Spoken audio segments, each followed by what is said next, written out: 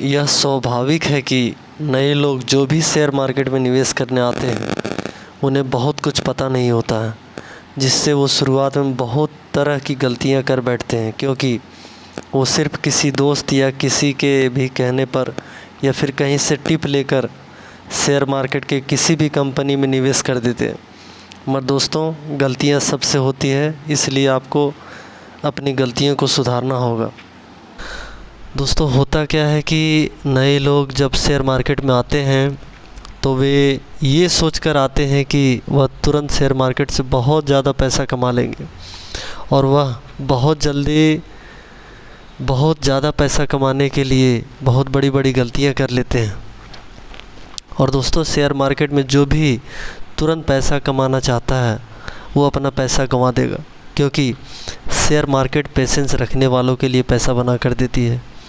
इसलिए आपसे भी यही कहूँगा कि सबसे पहले तो आप पेशेंस रखें, हड़बड़ी में ना रहें।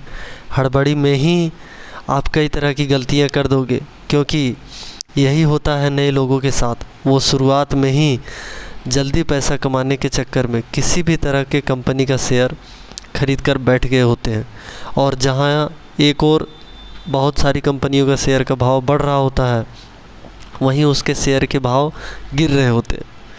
और जब मार्केट क्रैश होता है तो ऐसे कंपनियों के शेयर खरीदने के लिए कोई होता ही नहीं है, जिससे नए लोग चिड़चिड़ाकर शेयर मार्केट से भारी नुकसान करके बाहर हो जाते हैं और सबसे कहते हैं कि शेयर मार्केट बहुत बुरा है, शेयर मार्केट में पैसा डूब जाता है, शेयर मार्केट में पैसा इन्वेस्ट मत करो, मैं तो बर्बाद हो गया, तुम भी बर्बाद हो जाओगे।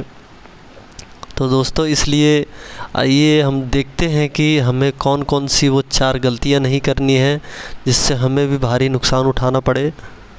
पहली गलती, दोस्तों, अगर आपने अपने पोर्टफोलियो में ऐसे कंपनी के शेयर को खरीद कर रखा है जिस कंपनी का नाम आपने इससे पहले कभी सुना भी नहीं था, उस कंपनी का प्रोडक्ट क्या है, प्रोडक्ट कैसा है, क्या लोग उसके प्रोडक्ट को खरीद रहे हैं कि नहीं, तो आप ऐसे कंपनी से बाहर हो जाएं।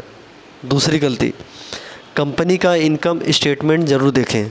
अगर कंपनी अपने इनकम रेवेन्यू में प्रॉफिट जनरेट नहीं कर पा रही है और कंपनी हर एक साल घाटे में जा रही है, तो दोस्तों ऐसे कंपनी से तुरंत बाहर हो जाएं।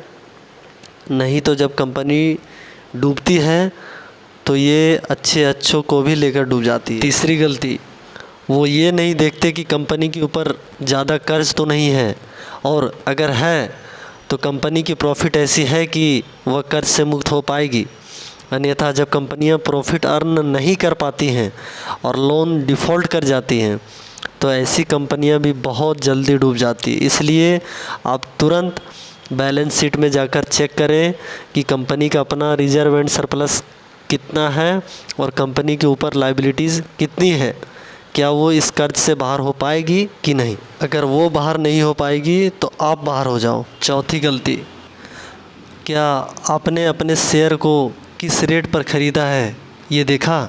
ऐसा नहीं कि आपने बहुत ज़्यादा महंगे भाव पर ख़रीदा है, क्योंकि अगर मार्केट गिरेगी तो यही शेयर का भाव इतना गिर जाएगा कि आप सोच भी नहीं सकते।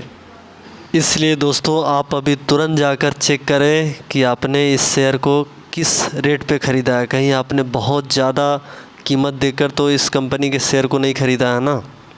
और अगर आपने इन चारों में से एक भी गलती कर रहे हैं तो आप बुलिश मार्केट में तो सही रहेंगे, मगर जब मार्केट गिरेगी तब ऐसे कंपनियों के शेयर खरीदने वाले कोई ख़रीदार नहीं होते हैं और उस समय आप बहुत ज़्यादा पछताओगे।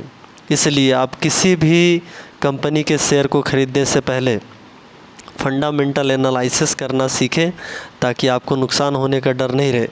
और अगर आप फंडामेंटल एनालिसिस करना सीखना चाहते हैं तो हमारे चैनल को सब्सक्राइब करें, ताकि इस तरह की वीडियो आप तक पहुंचती रहे। तब तक के लिए धन्यवाद।